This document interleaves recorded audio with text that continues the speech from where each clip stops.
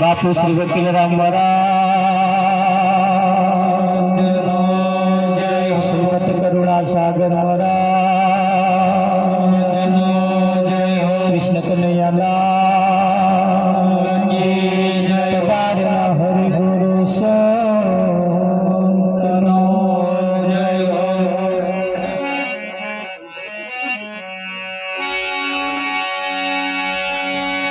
सदगुरु तुम्हारे शरणे नमो।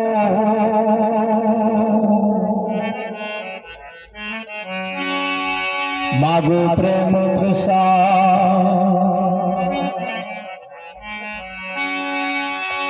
दया કરીને મોહે દીજો।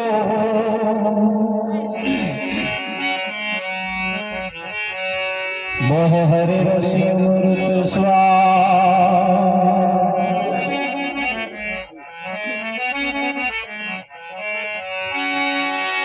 गुरुजी समा नहीं देवता, गुरुजी समा नहीं को। राम कृष्ण भगवान ने माथे सदगुरु हो। सदगुरु महाराज नो जय हो।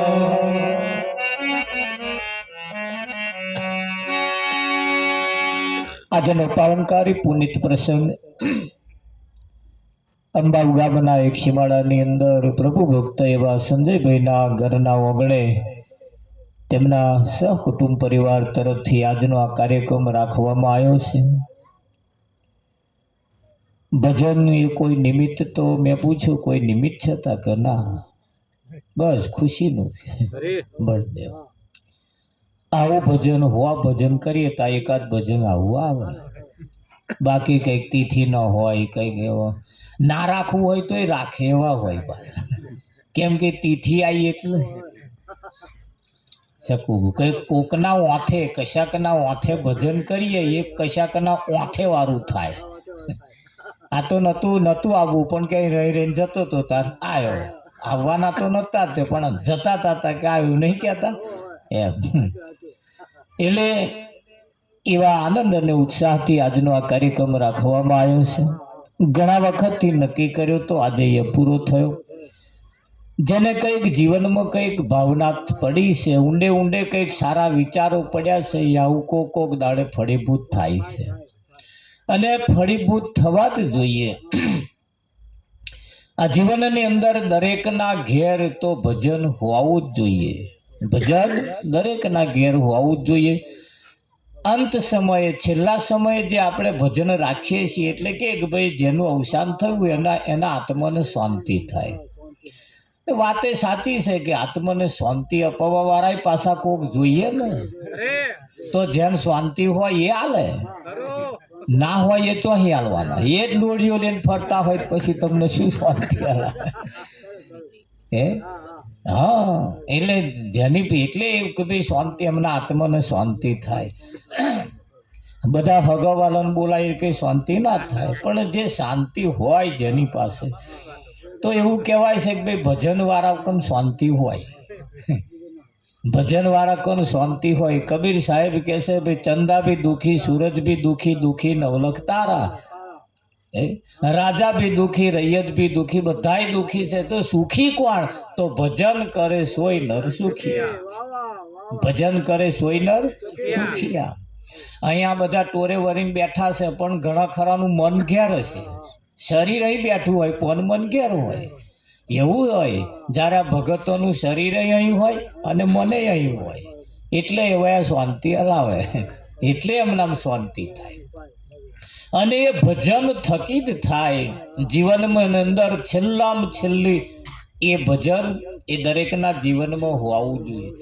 દરેકના આપણે જેમ જમણવારીનું મેનુ હોય ને, મેનુ નક્કી કરીએ આપણે કે ભાઈ બધા ભેગા થાય કે ભાઈ 2 શાક રાખીએ તો શું રાખીએ? તો સિઝન પ્રમાણે રખાય। દૂધી ચણા રખાય, બટાકા રખાય, કંઈક મિક્સ સબ્જી રખાય। અત્યારે શિયાળામાં મિક્સ સબ્જી સારી, ઉનાળામાં દૂધી ચણા થોડા સારા એમ। એટલે એના ઉપરથી એનું નક્કી આયોજન બનાવે કે ભાઈ શાક રાખો તો 2 શાક રાખો, દાળ ભાત એમ લાડુ રાખવા કે મોહનથાળ રાખવા કે કચુંબર રાખવું કે પછી શું રાખવું એનું બધું મેનુ નક્કી થાય અને મેના પ્રમાણે જો બનાવવામાં આવે તો જરી જમવામાં મજા આવે.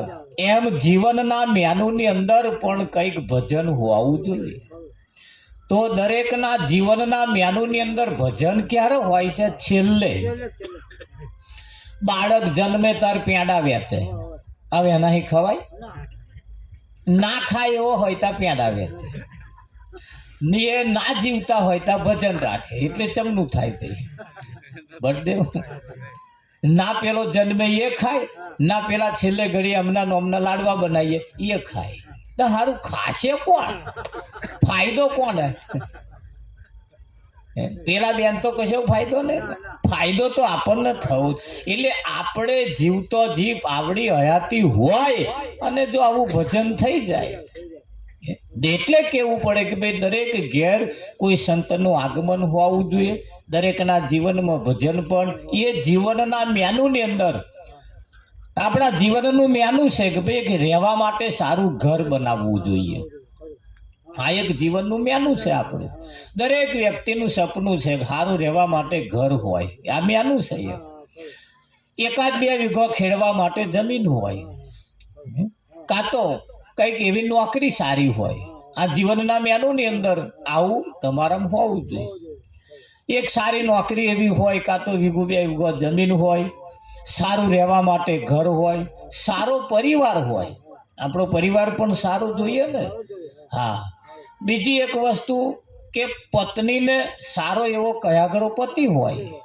જીવનના મેનુમાં પાછું આવું આવે. પત્નીને સારો કયાગરો પતિ કેવો? હોજે સફરજન લેતા આવજો એટલે લાવે એવો એક કયાગરો પતિ. તારે પતિ નામો સારી કયાગરી એક એવી પત્ની હોવી જોઈએ. પાલો પોણી લાય તો ફ્રીજમાં બતાવે એવો નહીં, તરત લાઈન આલે એવો. આ તો કે મોટલે ને પીલો ને કે એવો નહીં. એટલે કયાગરો, કયાગરો એટલે કયાગરો શબ્દ વાપર્યો છે ને. એમ દરેકને મન ગમતો એમ કે જેવા જોઈએ એવા જો મળી જાય તો જીવનમાં શાંતિ. આવું બધું જેને હરખું મળી જાય ને એને જીવન જીવવા મજા આવે. પણ એકાદ બે આઘું પાછું હોય તો જીવન જીવવા સેટ કરવામાં 80 વર્ષ જતા નહીં બુધાભાઈ. આ બધાને સેટ કરવામાં તો ફરી આવી જાય તો હારા. હમણાં રાગે પડે, હમણાં કયું કરે, એમ કરતા તો આ કિનારે નાવડો આવી ગયો. શું કરવાનું? એટલે જીવનના મેનુની અંદર આવું એકાદ પણ હોવું જોઈએ. જીવનના મેનુની અંદર એકાદ બે ભેંસો જેવું હોય તો એની આવક સારી થાય અને એનું દૂધ ખાવાનું મળે.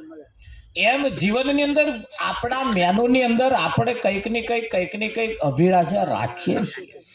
અને જીવનમાં હોય ને તમે જેવું માગો છો એવું જો બરોબર હોય ને તો જીવન જીવવાની મજા આવે.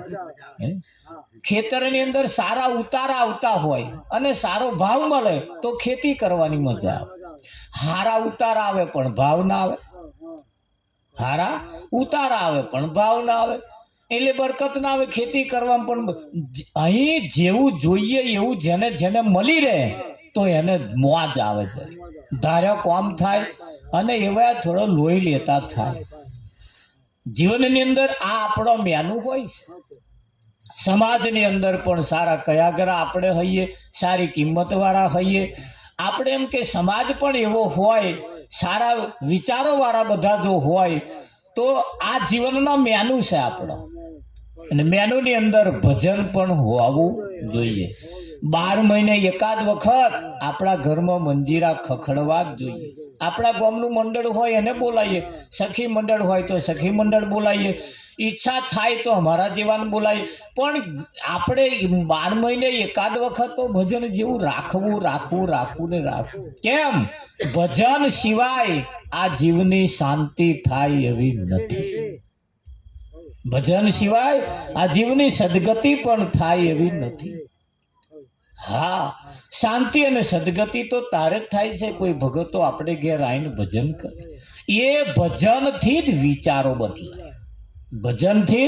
વિચારો બદલાય.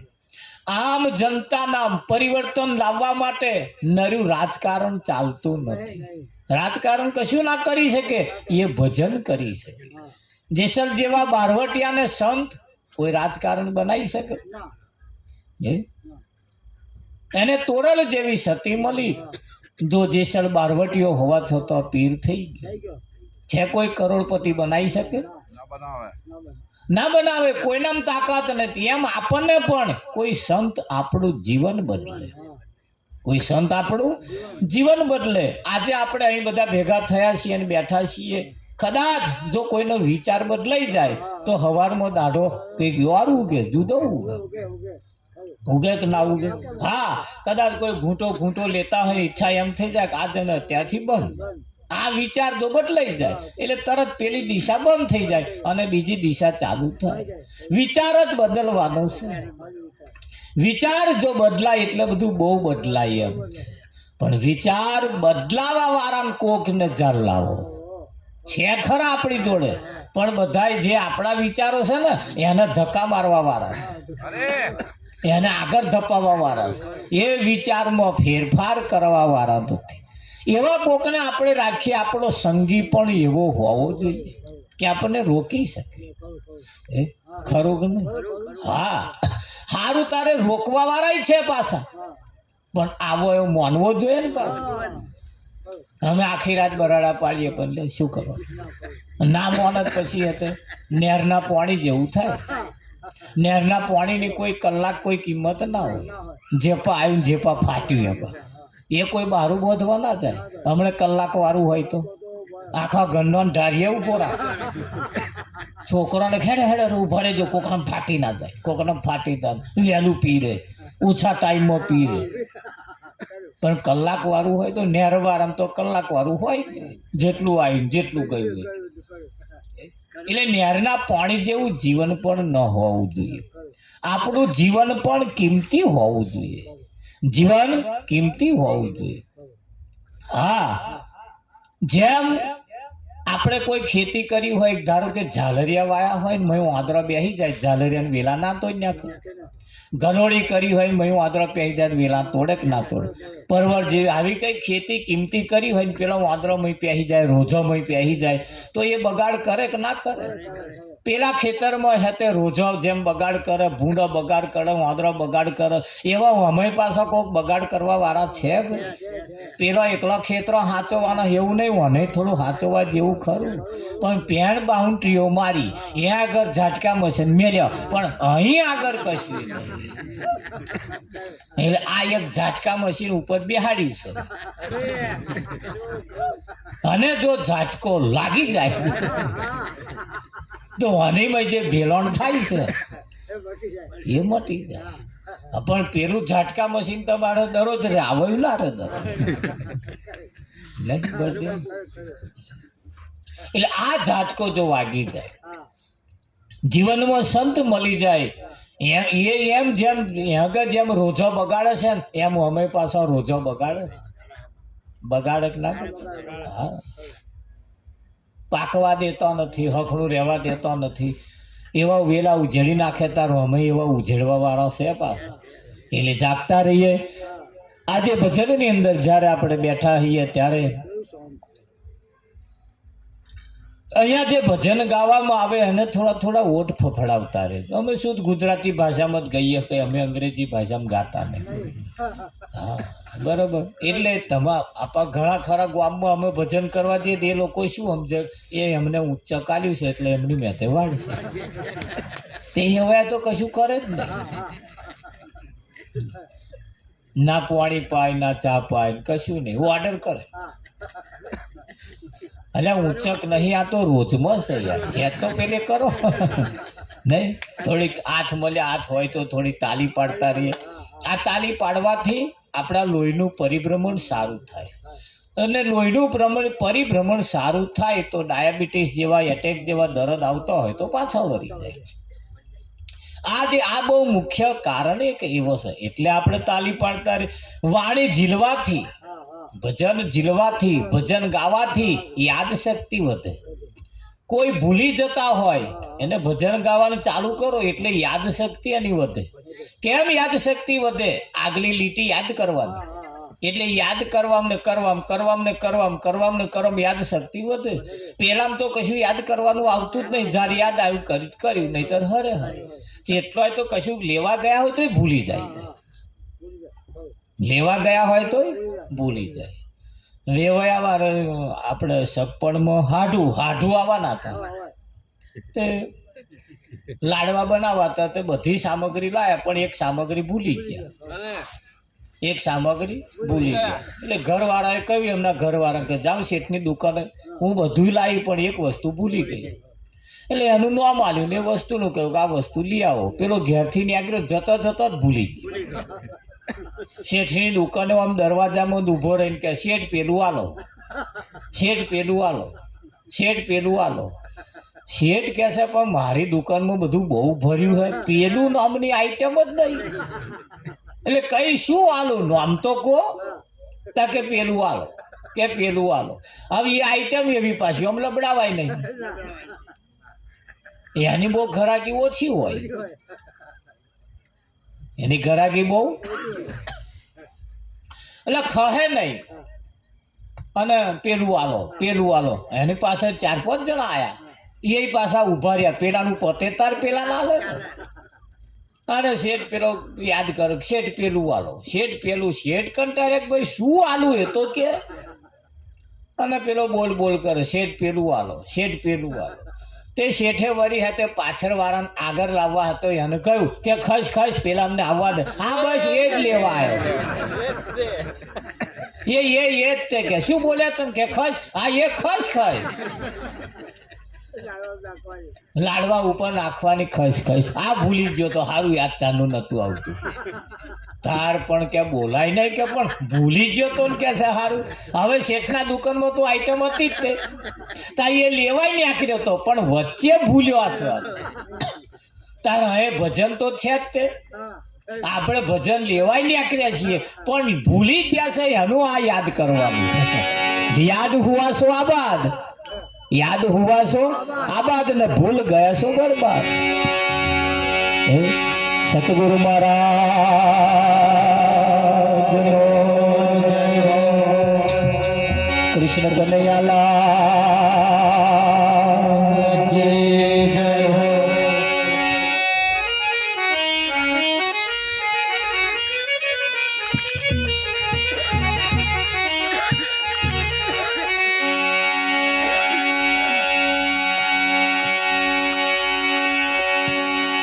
હર સત્સંગ વિમાન આયું, ભગતો ના મન ને ભાયું, મારા હરિજન આવો ને વૈ મન બેસવા. સત્સંગ વિમાન આયું, ભગતો ના મન ને ભાયું, મારા હરિજન આવો ને વૈ મન બેસવા.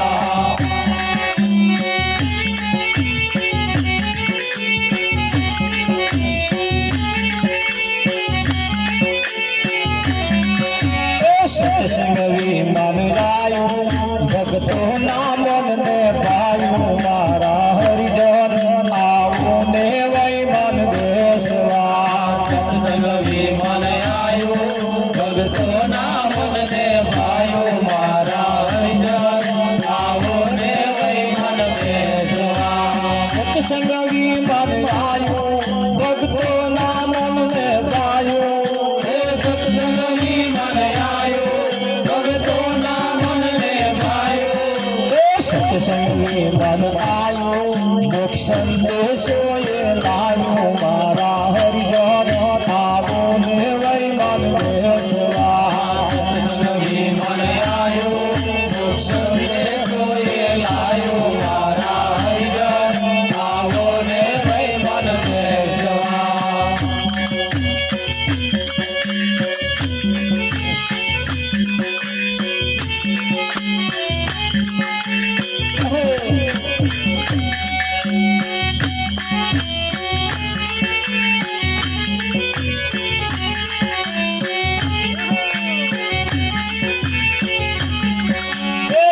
તૈયાર થઈ આવો, કોઈ રોકે ના રોકાવો, મારા હરિજન આવો ને વૈ મન બેસવા.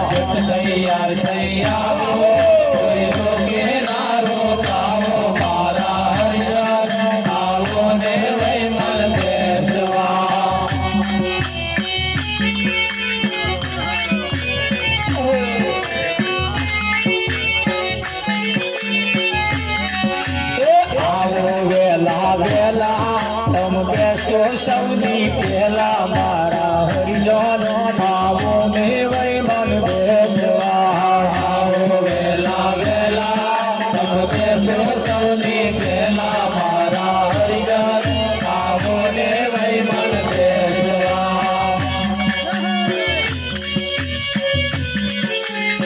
થોડું થોડું બોલતા રહેજો ભજન આડોમાં જાય માથું ખસેડતા રહેજો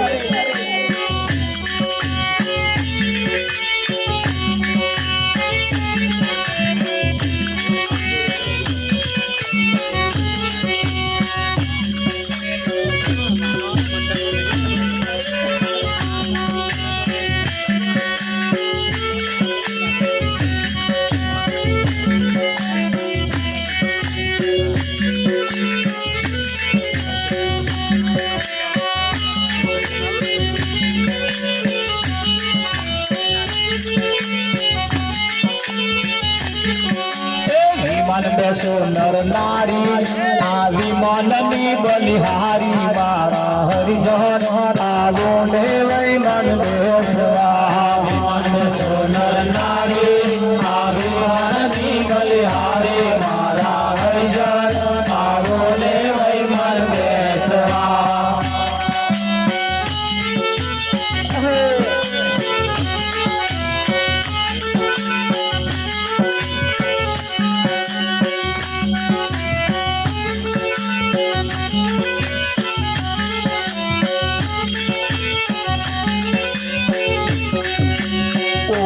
ઓ જાય એવું જેમ શીતલ ચંદ્ર જેવું મારા હરિજન આવો ને વૈ મન બેસવા ઓ જાય એવું જેમ શીતલ ચંદ્ર જેવું મારા હરિજન આવો ને વૈ મન બેસવા ચાલુ જોરજ પાટે કાયર ની છાતી ફાટે મારા હરિજન આવો ને વૈ મન બેસવા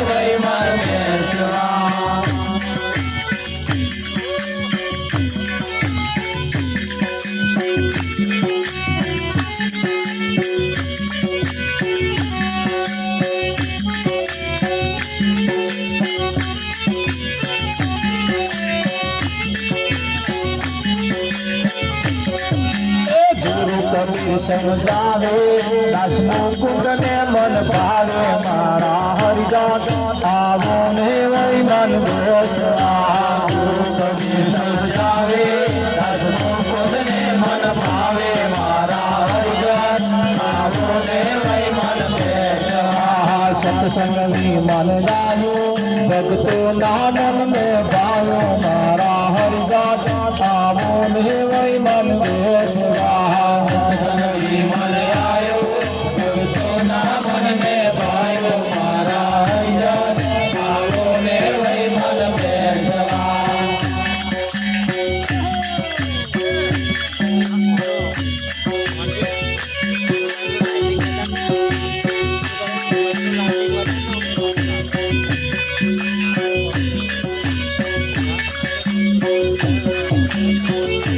સૂરજ ઉગ્યા પછી અંધારું ના થાય એવા ગુરુ દેવીએ સૂરજ ઉગ્યા પછી અંધારું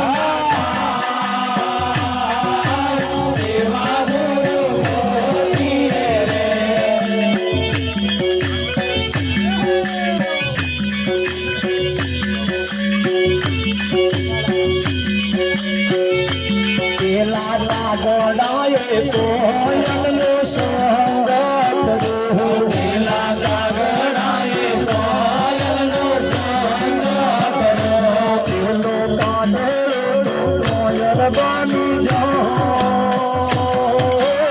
એવા ગુરુ દેવીએ પેલો કાગડો કોયલ બની જાય એવા ગુરુ દેવીએ